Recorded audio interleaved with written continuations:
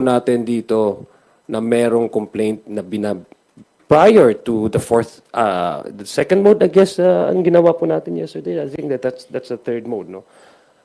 When we gathered all the signatures, no, yung 1/3 of signatures, it's not really diversionary tactic. It's acting on these complaints and upholding what is given to us as part of our obligation by the constitutions. It's not really. We should not be faulting anybody or any members of the House of Representatives to be true to what he took as oath of office, to be true to the Constitution and to act on what the Constitution expects of him or her when there's a valid complaint submitted before the House as far as impeachment of these highest or high officials enumerated under the Constitution is concerned. Last follow-up na lang po. Nagkaroon ba ng chance yun pong 215 na mambabatas na pag-aralan po yung fourth impeachment complaint? Kasi we understand kahapon lang po sila pumirma, kahapon lang din po sila nanumpa. Tama po ba? They sworn tungkol dun sa impeachment complaint. Dahil meron din pong allegation si Representative Pulong Duterte na ni-railroad po yung impeachment against VP Duterte. Nabigyan sila ng kopya, nabasa nila yung impeachment complaint bago sila pumirma. In addition lang po, no, as Kong Noy mentioned, there was also party consultation, so they were actually part of the crafting of the complaint. So from the start to the finish po, our members have been informed.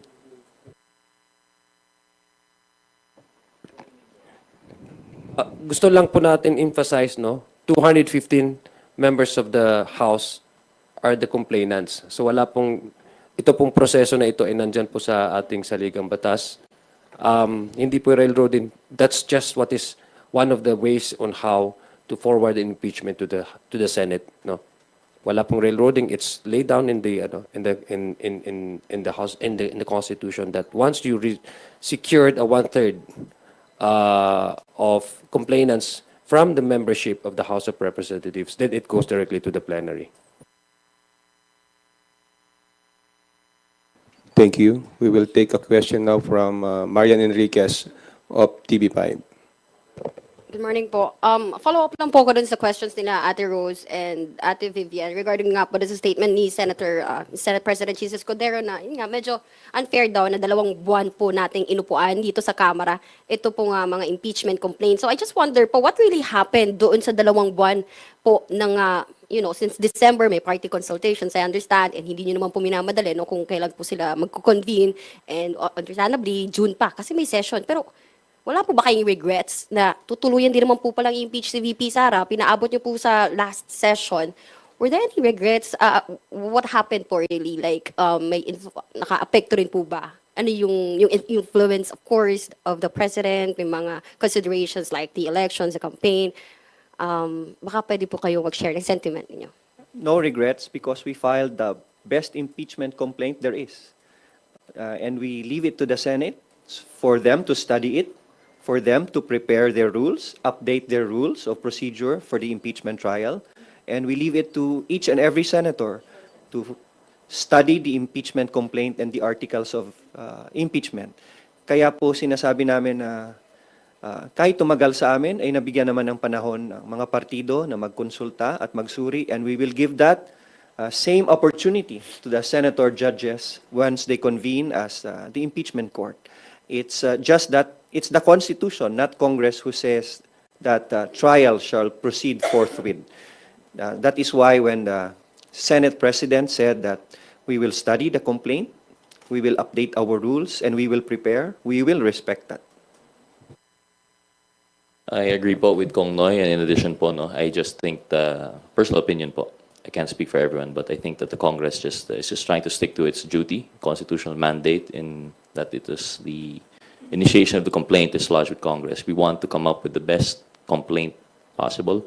The timing, I guess, would be not irrelevant po, no? It would be coincidence. It's not deliberate. So we've just taken the most time that we can. It is really a process of consensus building and coming up with the best complaint possible. So any insinuations of deliberate timing, I think, would just be a coincidence. Sa akin lang, I'm not part of the prosecution, pero no regrets. We're simply ready.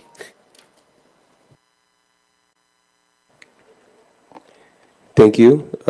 Dwight Dilon from Rappler. Hello po, good morning po. Just more on the inside story of what happened. Sino po yung nag-coordinate nung caucus kahapon? Tapos paano na-coordinate yung meeting na yun? The party leaders. And also po pala, who drafted or who helped draft the complaint, the fourth complaint? Unfortunately, I wouldn't be able to answer fully po, no? But from our understanding with the same parties, it would be our party leaders po. For example, in my case, I was contacted by the PCFI. So I think it's the same po with all of our other members. So the answer would lie with them po. Okay po. And what was the prevailing sentiment among lawmakers who did not sign? I understand you can't speak for, let's say, the people who are closely allied with the Dutertes who have been vocal for a few months now about against impeachment. Pero sa lakas, there were at least a dozen lawmakers who did not sign the impeachment. Sa NUP, I think there are some. Sa PCFI, parang mas mixed yung division between people who signed and did not sign.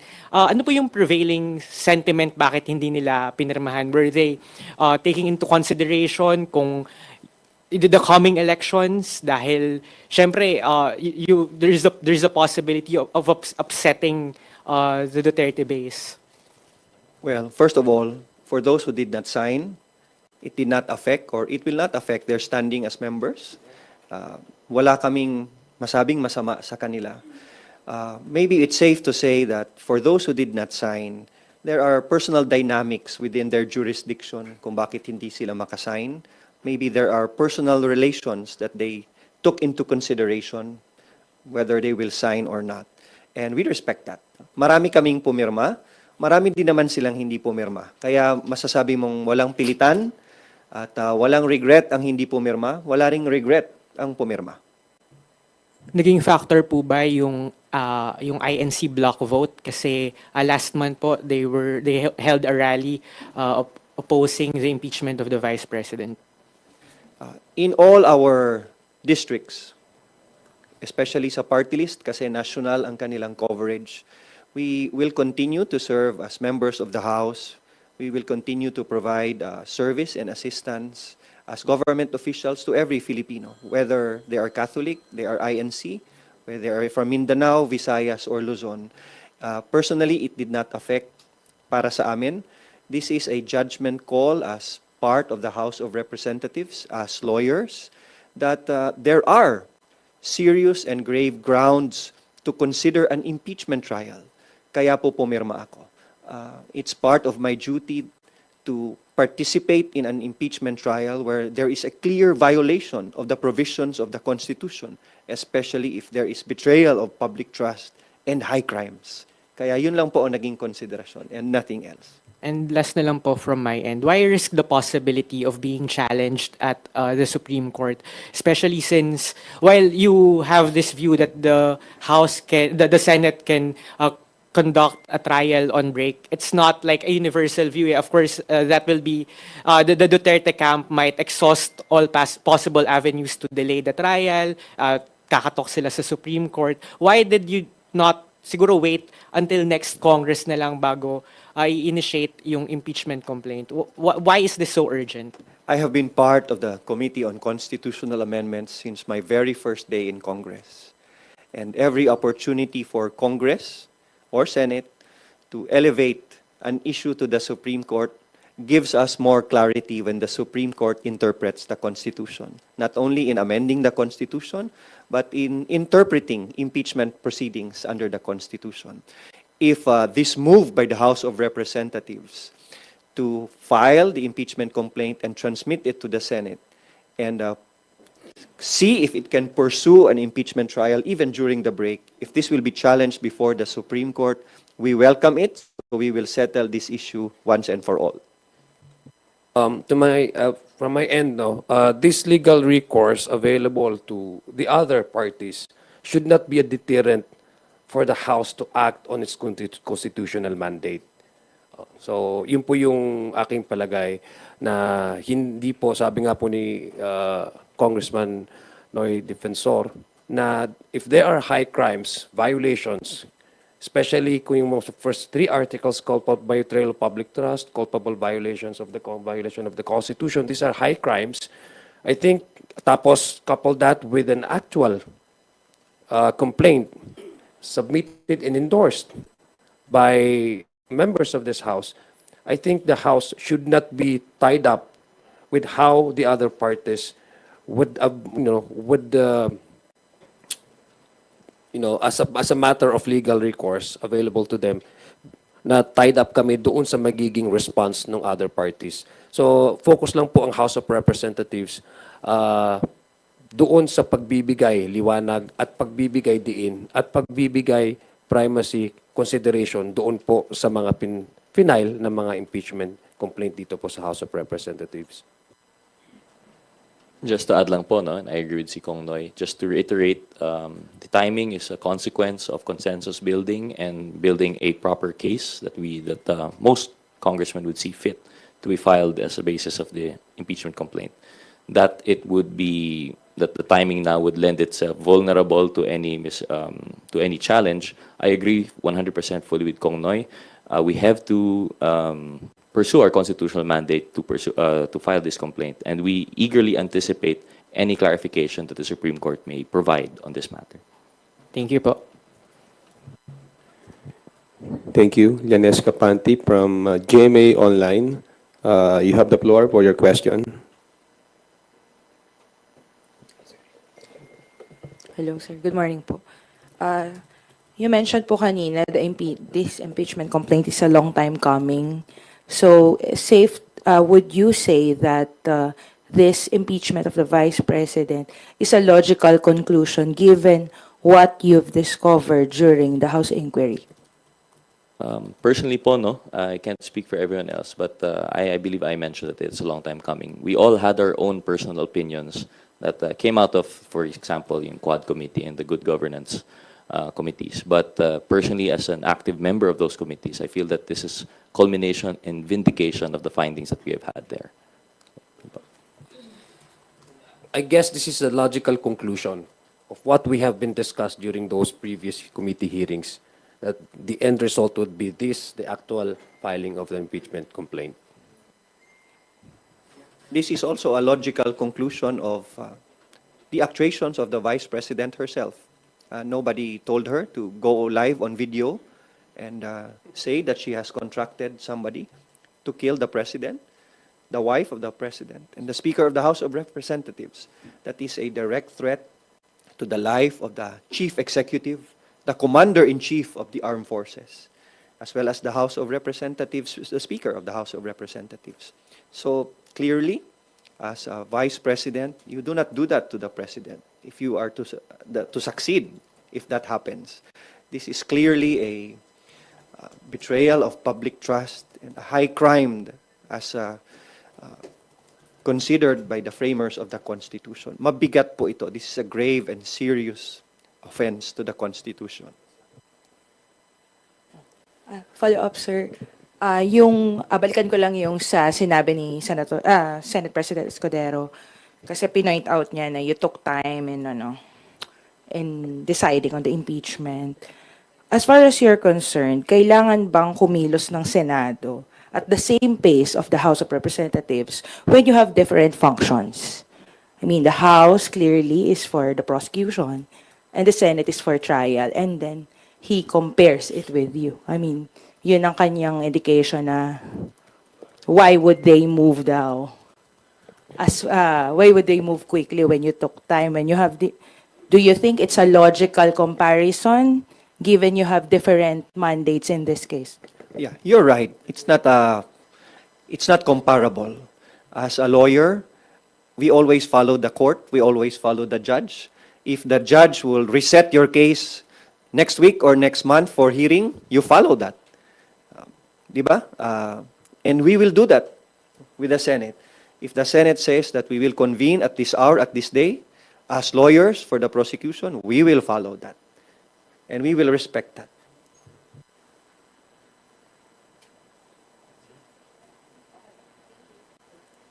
Thank you. Tina Pangaliban Perez from GMA7. Sir, additional question lang po from my office. Just in case po, kasi we know naman in the rules that prosecutors are elected by the body.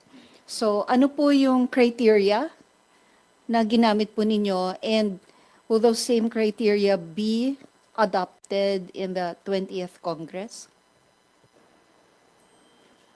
Well, we can't really speak for the criteria. It's in general. I think it's not an exact criteria po, no? Kasi wala naman po sa rules, wala sa Constitution.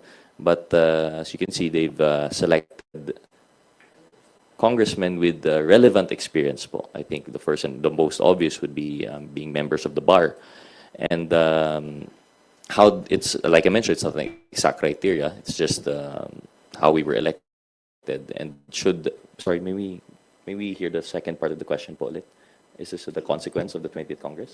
If same will be adopted in the 20th? Well, it would really depend. I don't think it could be the same. It would depend on the 20th Congress. If there is a new composition, and if ever there will now be criteria in the rules, then that would be followed. But there's no assurance that it will be the same process po.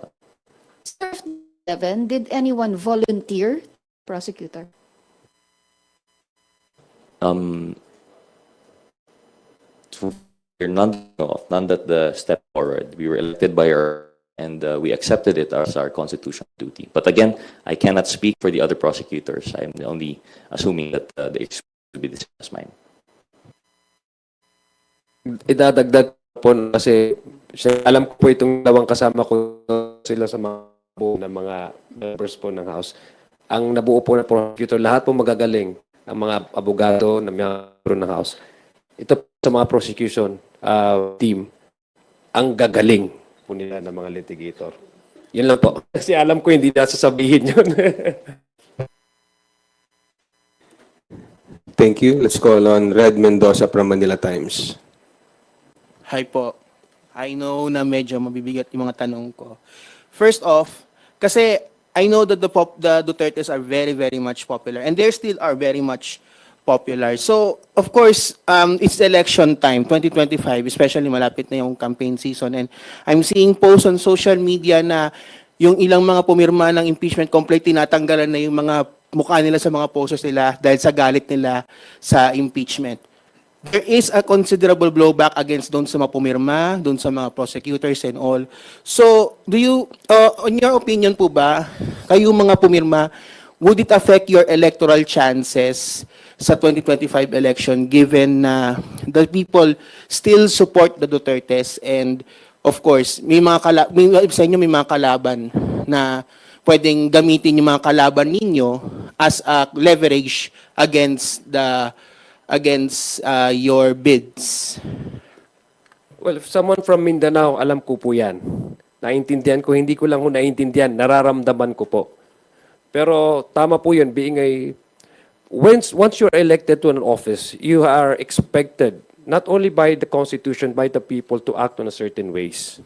No? Kailangan, you have to maintain and uphold the integrity of your office. And similarly, we expect our fellow public servants to do the same. Ito pong sa impeachment case na ito, nasabi po kanina ni Boss Noy, na there are serious offenses, high crimes committed by a certain, by the Vice President. So we cannot turn blind eye and be more concerned about the possible backlash that it may cost us politically. Of course, that's a consideration. Sino ba naman po ang hindi nag-iisip ng nun? But this is already an issue of being a public servant. Secondary line yung pagiging politician. It's a value judgment call, sabi nga ni na paano mo ihaharap ang sarili mo sa mga tao na sasabihin mong bawal ang mag-threat sa kapwa-tao. Much more kung isang sitting presidente. Paano mo ihaharap ang sarili mo, sabihin mo na dapat walang korupsyon sa bansa? Paano mo ihaharap ang sarili mo na bawal mag-bribe sa tulad nating kawani ng gobyerno kasi gusto lang natin makuha kung ano ang ninanais nating resulta. Paano natin iharap ang sarili natin sa ating taong bayan na sasabihin mong kung ang mandated na isang ahensya ang magbigay at mag-audit tapos binigyan ng mandato ng isang konstitusyon ang isang ahensya para kunin ito at suriin kung paano ginasta ang taong bayan, sabihin mong sabihin mong dapat i-uphold yun, paano namin iharap? Ako lang, I'm not speaking for the entire membership of the House. Paano ko iharap ang sarili ko sa aking mga botante if I turn a blind eye and just simply concern myself with the possible popularity that I may get once if I associate myself with who is popular and who has the tendency or the capacity to give me votes in the election. Hindi naman ho maganda sa isang serbisyo publiko na for the 3 years being a congressman na na-electa sa opisina na yun, na nagsumpa ka sa saligang batas, harap ng tao at harap ng Diyos, na itong mga ethics na dapat sundin ng isang serbisyo publiko ay babaliwalain mo lang just because you are more concerned of the popularity that you may get or the votes that you may get. Paano ho namin para sa akin, paano ko po iharap ang sarili ko sa aking mga botante if I turn blind eye on these high crimes that were committed blatantly under the sun, no? And kumbaga parang so much blatantly that we cannot even ignore to a point that I can no longer turn a blind eye on these allegations and just simply brush it off simply because I am from Mindanao. I think it's time for us to be more circumspect in really trying to approach the issue when it comes to a certain area na sasabihin natin na hindi to pwedeng gawin ng isang publiko na ang dapat ang magiging basis natin yung pagiging Pilipino natin rather than yung pagiging regionalistic po natin. I think it's high time that we should approach the issue based on our being patriotic, not just as a public servant but as a Filipino, because we're all expected to uphold the Constitution and it's a civic duty to promote yung decency in public office. Kong Lawrence. There certainly will be consequences to every elective official. But if I did not sign this impeachment complaint, and if I did not accept the election prosecutor coming from Iloilo, there will be far bigger and worse consequences if I turn back on violations of the Constitution and I will not do my constitutional duty to prosecute it. Raj. That is a political question, and we will see the results in the May 2025 elections. And that is the sacred right of every Filipino people to decide who their representatives will be.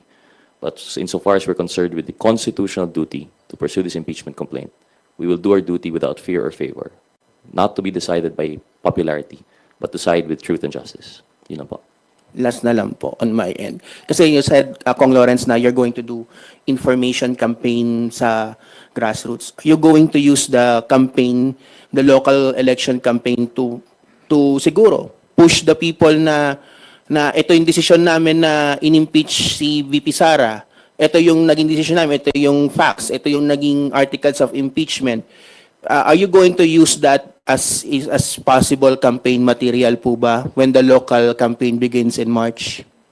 Not necessarily campaign material, but I have a platform since it's election, and it's my duty to educate my voters, my citizens in my district, to understand what the impeachment is about and what are the allegations all about.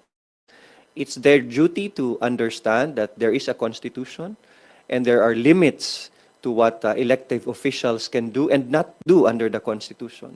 So isasama ko po yan. Bakit nangyayari ito? Ano ang dapat nating gawin? At intindihin nyo kasi tuwing bumoboto kayo, kada eleksyon, yung mga opisyal na nakaupo, dapat magsilbi yan sang-ayon sa ating konstitusyon dapat alalahanin nila na ang pwesto nila sa gobyerno ay utang na loob nila sa tao, and it's not a cause for them to abuse their power when they're in government. Okay na po. Hindi. Ano lang po, kasi of course, are you going to use the local campaign to, kasi nga sabi ni Kong Lawrence, you're going to do an information campaign. So, are you going to inform the public regarding the articles of impeachment, siguro as part na rin ng kampanya? Well, I think they deserve also. It's not a matter of us educating them. They deserve to know. In addition to that lang po, no, I don't think it would be using the campaign. I think our constituents themselves will be asking us. Sila na magvo-volunteer ng question. There's a lot of confusion and they would like to understand the reasoning for our actions here in Congress, and we will deliver. We will answer those questions, and hopefully it will enlighten our constituents. Thank you for this press conference, because this is part of the information dissemination to the public and to all Filipinos na maintindihan nila ang proseso ng impeachment at bakit nangyayari ito. Okay, thank you. Thank you, Red. The next question will come from Gab Lalu of Inquirer Online. Sir, short lang. Kapag pinayagan kayo ng Senate na kumuha ng private prosecutor, kukuha po ba kayo? And meron na bang options or premature pa? Yeah. We will sit down first internally, and if the rules provide, then we let the leadership or the lead prosecutor decide on that. Rog, tama? I agree fully. As we mentioned, we don't have any formal structure yet, but everything, as soon as we have information, we'll be sure to let you know.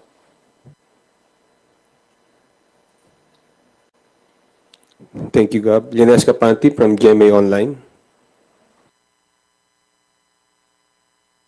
Kalimutan ko kanina. Sir, may appeal lang from the Makabayan block, and yan, they are one of the complainants. Magko-consider ba kayo hiring private prosecutor from the ranks of the complainants? Not necessarily yung Makabayan lang, pati basta yung tatlong grupo na yon. There are lawyers in their ranks.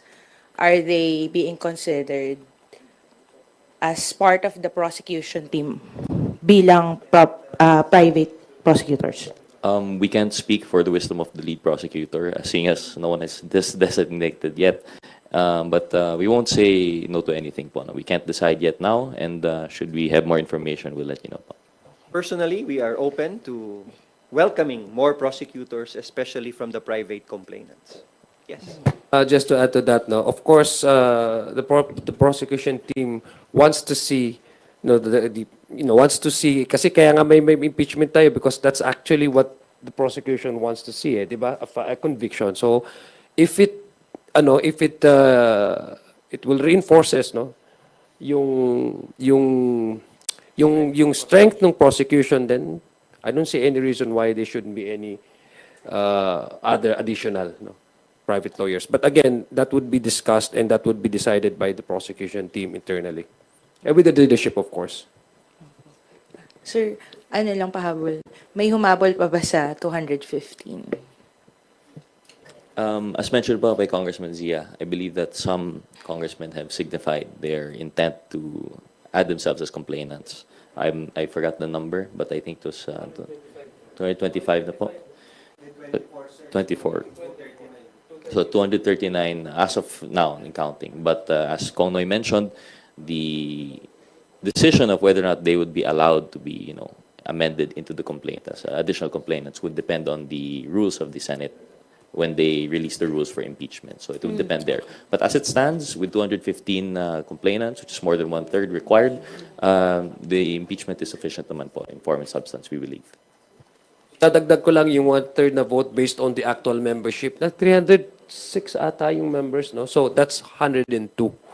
So it's more than the required number of signatures for the plenary to act on the impeachment complaint directly to the plenary. Sirs, meron lang dalawang phone-in questions from Earl Tobias of IBC News. One of the grounds for impeachment, Article 5, says the respondent committed high crimes, including the high crime or murder. Paano po nagsimulang mabuo ito at paano ang magiging paglalatag ng ebidensya? I hope you understand that we wouldn't be ready to talk about this in detail, given that this would be an active case and we would be preparing for it. But in general po, Article 5 in relation to respondent committed other crimes, including the high crimes of murder and conspiracy to commit murder, is in relation to extrajudicial killings po. Thank you. Another opponent question from Kenneth Basilio of Business World. Would President Marcos be calling for a special session to allow the Senate to start VP Duterte's impeachment? We cannot speak for the president. We cannot speak for the executive department. And we respect the separation of powers. We even respect our separation with the Senate as the prosecution and as senator judges. So we won't speak on that. Oh, okay. Sandro Ochoa from Billionaire TV. Okay. Hindi, ito nga. Follow up na lang. Hindi, before you pala, sorry. Chris Subing from Inquirer. Nawala eh. Sir, sorry. How confident po ba yung prosecution team na you'll get a conviction po? We're very confident. In fact, 215 already signed. So it means that the impeachment complaint is very strong, and the arguments for the articles of impeachment is based and grounded on solid evidence that would secure a conviction. Krisha? Members po ng prosecution panel po, I noticed are neophyte lawmakers po. And in contrast, yung mga posibleng maging senator judges, for example, Lauren Legarda, she has seen 2 previous impeachments. So, can you talk about strategy on facing the future senator judges po? We won't tell you our strategy, that's for sure. But during the course of our preparation, we will update you. But certainly, there will be strategizing, but I won't tell you about it. Thank you, Krisha. Cignal, Subing from Inquirer.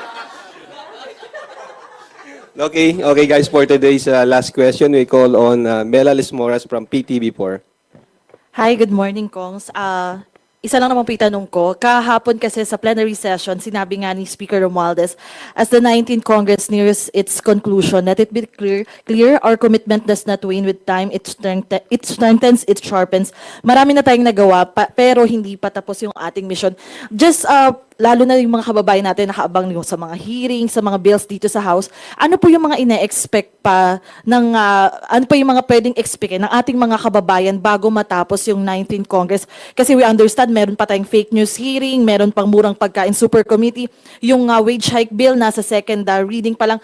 Ano po yung mga pwedeng asahan ng ating mga kababayan, yung commitment pa ng Kamara hanggang bago nga po magtapos yung 19th Congress? Yes. Patuloy-tuloy pa rin po yung ating mga committee hearings. No? Alam ko, on recess tayo, pero may mga pending legislation po pa po na considered to be priority ng ating leadership. So tuloy-tuloy na po yan. Tama po yung sinabi mo. Andyan rin po yung TRICOM. I think, hindi ako nagkakamali, magkakaroon din po ng follow-up hearings ang TRICOM. Maybe ang Quad, magkakaroon din po ng succeeding hearings while on break. Pangalawa, yung tanong niyo po kanina, do we expect na ano? Unang-una, we have already delivered 100% yung mga nasa LEDAC priorities. So that's ito po yung kaya nga po tayo ngayon we have more time to conduct investigation in aid of legislation to mga inquiries because we have already fulfilled and delivered the LEDAC priorities as indicated doon sa mga priorities po ng ating administration. So of course, while on break, magkakaroon din, expect po na mayroon pong mga hearings na So marami po kung kayong trabaho, House Media Corps. So marami po tayong gagawin pa. So just in addition lang po, I mean, I think Kong Zia summarized it well. There was plenty of action that would allow the committee chairman to have their hearings during the break. And I think, although I think it was already briefly mentioned by Kong Zia, contrary to popular belief, Quadcom is not meant for prosecution. Tuloy pa rin po yung ating inquiry. I believe last time we're picking up from yung investigation into yung TARA system, yung sa BOC. We also have further investigation into yung drug syndicates that were in relation to the BOC, yung smuggling. And of course, we also have yung TRICOM, which only was organized last week. So we hope that we could still pursue this. I understand Chair Ace is very enthusiastic about this. Of course, it's headed by Chair Dan, though. So Chair Ace has yung sa privilege speech, and then si Chair Dan as yung lead chairman for that committee. And of course, I believe the Murang Pagkain Super Committee, as you mentioned, will also be pursuing further investigations po into yung how we could lower yung food prices. So tuloy pa rin po ang trabaho ng Kongreso. Despite of although popular belief daw is pag election wala na po, that is not true. We will continue to pursue our duty, both legislative and constitutional. So yun po.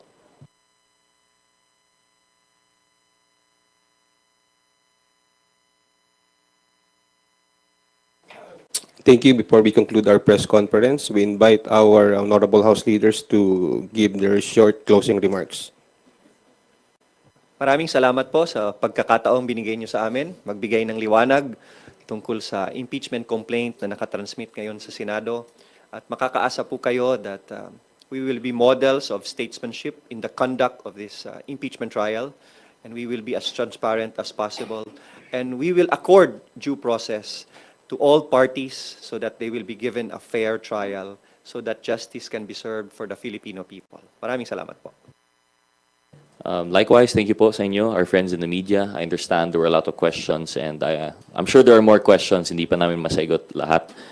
We will try to fulfill our duties and mandate faithfully, and once we have more information that we could share, we will be more than willing po to let you know. So we'll keep you updated, and we hope to have more of this. Thank you very much po.